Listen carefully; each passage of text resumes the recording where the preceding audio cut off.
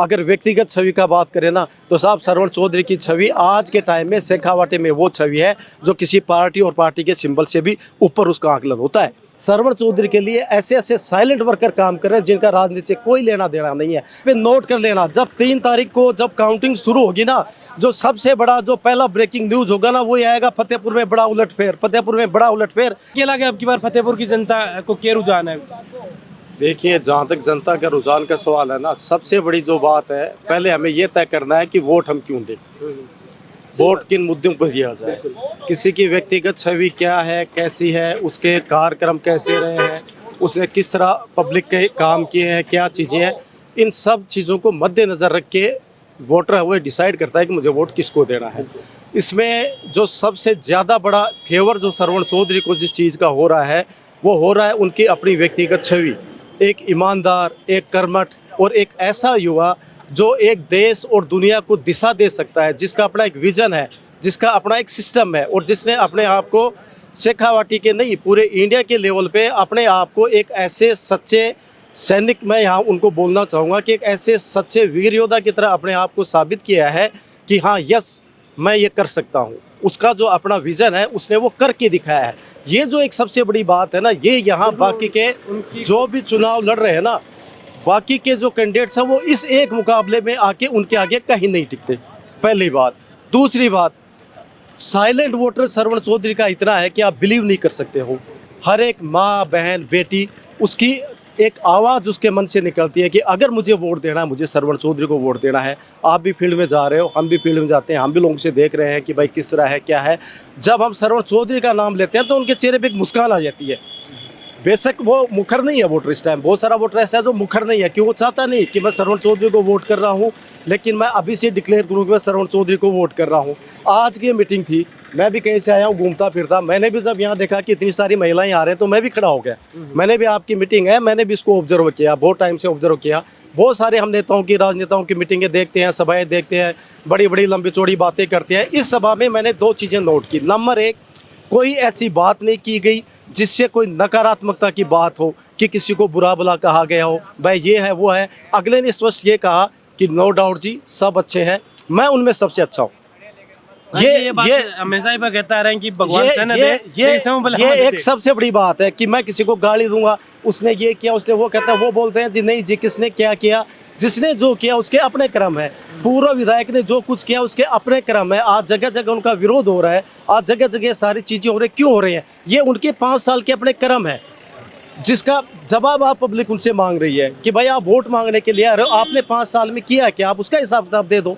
सरवण चौधरी के लिए पिछले 30 साल से, एक शिक्षा के क्षेत्र में, ये भी एक सार्वजनिक क्षेत्र की तरह से है, पिछले 30 साल में कोई भी आपको सिंगल बंदा आप किससे बात करके देख लीजिएगा। जहाँ तक उनकी व्यक्तिगत छवि का सवाल है, वो इतना बड़ा मतलब कद उनका हो गया है कि शेखावाटी की तो बात ही नहीं है। मुझे नहीं लगता कि व्यक्तिगत छवि के मामले में राजस्थान के लेवल पे उनके बराबर या उनके बड़े कद का कोई आदमी इस टाइम राजनीति में है। ये इस फतेहपुर के लिए सौभाग्य की बात है, अगर फतेहपुर को लोगों को ये समझ में आएगी।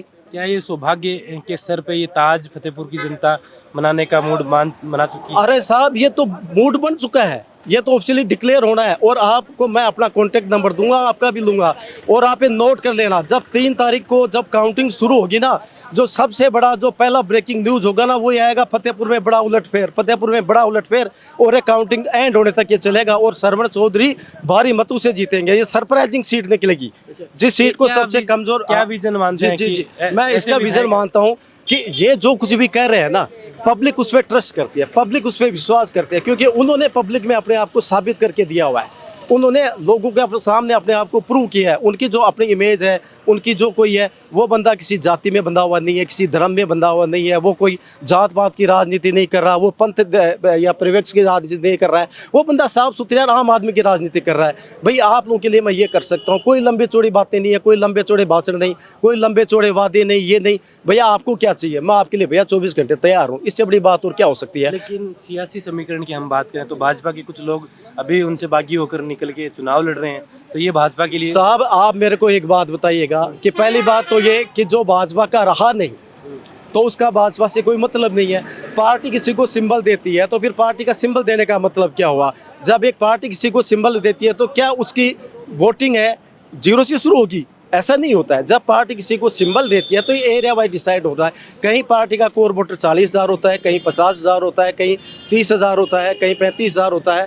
हमारा अपना मानना ये है कि कम से कम 30 से 35,000 कोर वोटर भाजपा का फतेहपुर में भी है। भाजपा ने जब कभी भी किसी को पार्टी का सिंबल दिया है, अलग अलग टाइम दिया है। बिंडा जी के परिवार को भी मिला, महरिया जी के है, मतलब इनका भी राजनीति के साथ काफ़ी वास्ता रहा है। इनके परिवार ने भी पार्टी के साथ कभी रहे, कभी यहाँ गए, कभी वहाँ, जिसको जहाँ अपना फ़ायदा नजर आया वहाँ अपना काम किया, वोटेवर जो भी किया। लेकिन जब कभी भी सिंबल मिला तो हर बार जो पार्टी है, बीजेपी है, उसको अच्छे खासे वोट मिलते हैं। इसका मतलब पार्टी का कोर वोटर है। तो कहने का मतलब ये है कि श्रवण चौधरी जब इस फील्ड में है तो इसका मतलब 35 से 40,000 बीजेपी का कोर वोटर है। और प्लस जो उन्होंने लोगों के साथ इतना अच्छा किया है, आज आप बिलीव नहीं करोगे, फतेहपुर के गाँव में आप जाके देखो, फतेहपुर के गाँव कस्बे वार्डों में आप जाके देखो, श्रवण चौधरी के लिए ऐसे ऐसे साइलेंट वर्कर काम कर रहे हैं जिनका राजनीति से कोई लेना देना नहीं है। मैं आपको एक उदाहरण बताऊँ, परसों मैं आ रहा था हिसार से, रास्ते में मैं एक ढाबे पे रुका, वहाँ मुझे एक गाड़ी खड़ी थी पीबी नंबर की। तो ऐसे अब चुनावी माहौल है तो बात चल गई, बोला बाबा जी कहाँ से आए हो? वो साहब चंडीगढ़ से आए थे, उनकी उम्र थी 85 ईयर, उनकी बेटी उनके साथ थी। तो मैंने बोला जी कहाँ जा रहे हैं? बोला जी हम तो फतेहपुर जा रहे हैं। मैंने बोला जी फतेहपुर क्यों जा रहे हो? मुझे लगा कि भाई पंजाब साइड से आ रहे हैं, हरियाणा साइड से आ रहे हैं, तो चौटाला जी के उसके लिए जा रहे हैं। बोला बेटा हम तो वहाँ जो CLC वाले श्रवण जी इलेक्शन में लड़ रहे हैं, हम तो उनको आशीर्वाद देने के ले जा रहे हैं। आप बिलीव नहीं करोगे कि मैं इतना सरप्राइज था उस समय में, यार जिस आदमी का उसके क्षेत्र से कोई लेना देना, जिसका उससे कोई मतलब नहीं, कोई नहीं है। और मुझे ये भी नहीं पता कि यहाँ सिख समुदाय के कितने वोट हैं। उनका कहना यह था कि भाई कुछ हमारे 5-7-10 लोग जान पहचान के, हम उनके पास जाएंगे, उनसे मिन्नत करेंगे, उनसे अरदास करेंगे कि भाई आप श्रवण चौधरी को वोट करें। तो अब ये सोचने वाली बात है कि जो बंदा पंजाब से चला के आ रहा है, अपनी गाड़ी का तेल भी जला रहा है, अपना टाइम भी वेस्ट कर रहा है, बाकी चीज़ें भी कर रहा है, और यहाँ आके बिना किसी का मतलब ये ढिंडोरा पीटे, बिना कोई हुआ किए, बिना कोई शोर शराब के, साइलेंट लोगों के पास जाके और ये समझा रहा है कि भाई श्रवण चौधरी को वोट क्यों देना है। ये जो सबसे बड़ी बात है ना, छवि का ही ये ऐसी बड़ी बात है कि मैं अपने छोटे मुँह से बड़ी बात होगी। अगर व्यक्तिगत छवि का बात करें ना, तो साहब श्रवण चौधरी की छवि आज के टाइम में शेखावाटी में वो छवि है जो किसी पार्टी और पार्टी के सिंबल से भी ऊपर उसका आकलन होता है। लेकिन मैं माफ़ी चाहूँगा ये बात कहने के लिए, पार्टी है, पार्टी का सिंबल बहुत बड़े मायने रखता है। लेकिन इनके साथ जब मुकाबला करते हैं ना, तो वहाँ हमें व्यक्तिगत छवि के मामले में इनके मुकाबले में राजस्थान में कोई दूसरा बंदा नहीं है। बहुत बहुत धन्यवाद। आखिरी एक सवाल कि अब की बार हम वोटों को बात करते हैं तो कभी चुनाव में जाति, कभी धर्म, ये चीज़ें हम देखते हैं सरकार के काम। एक आम वोटर को आप क्या अपील करना चाहेंगे हमारे बोल हिंदुस्तान के प्लेटफॉर्म के माध्यम से कि क्या चीज़ देखकर वोट करें, फर्स्ट टाइम वोटर को खासकर, क्योंकि पहला वोट जब वो डालता है तो उसे समझ नहीं होती है राजनीति की, कि राजनीति में क्या होता है, कैसे होता है, किनको वोट देना चाहिए, क्यों देना चाहिए, क्या अपील बताना? देखो सबसे पहली बात, मैं जो फर्स्ट टाइम जो वोटर्स हैं उनको मैं एक बात कहूँगा, बेटा जब भी वोट दो ना, जो आपके आदर्श टीचर्स रहे हैं आप एक बार उनका ध्यान करें कि उनका देश के प्रति विजन क्या था, उनका समाज के प्रति विजन क्या था, उनकी जो कार्य करने की क्षमता है वो किस तरह की थी। आप एक तो एक जगह वो एक कोना भी आप रखें जिस पे आप विचार करें। उसके बाद में आपको नेशनल लेवल पे, एक राष्ट्र के लेवल पे ये चीज़ें देखनी चाहिए कि वो कौन सी पार्टी है जो हमारे देश को, हमारे समाज को, हम सब लोगों को साथ मिलकर चलाए और उसको एक नई दिशा दे। और उसके बाद में जब आपका लोकल अपना क्षेत्र आता है जहाँ से आपको वोट करना है, वहाँ आप ये देखें कि जो भी कैंडिडेट चुनाव में लड़ रहे हैं वो किसी भी पार्टी के हो, किसी भी मजहब के हो, वहाँ आप ये देखें कि मेरे लिए सबसे अच्छा कौन है। मेरा अपने स्वतंत्र विचारधारा ये है कि जिसका करैक्टर अच्छा हो, जिसका चाल अच्छा हो, जिसका चरित्र अच्छा हो, जिसका विजन अच्छा हो, और जिसके दिमाग में ये चीज़ हो कि हाँ मैं सोसाइटी को कुछ दिखा सकता हूँ, उसी को हमें वोट करना चाहिए। बहुत धन्यवाद। आपका नाम? शंकर सिंह मेरा नाम। बिल्कुल, बहुत बहुत शंकर जी, आपसे बात करने के बहुत बहुत अच्छा लगा। और ऐसे ही अगर मतदाता जागरूक रहे तो हिंदुस्तान की सियासत कुछ अलग ही दिशा में होगी। ये आप देख रहे हैं फतेहपुर में फिलहाल हम मौजूद थे। JP नड्डा की यहाँ सभा थी, संबोधित किया लोगों को, काफ़ी तादाद में महिलाएं आए, काफ़ी तादाद में बुजुर्ग आए श्रवण चौधरी को आशीर्वाद देने के लिए। अब फतेहपुर की जनता 5 साल किस पर भरोसा करती है ये 25 तारीख को तय हो जाएगा। 3 तारीख को जिस दिन परिणाम आएंगे पता चल जाएगा कि आने वाली 5 साल के लिए राजस्थान में किस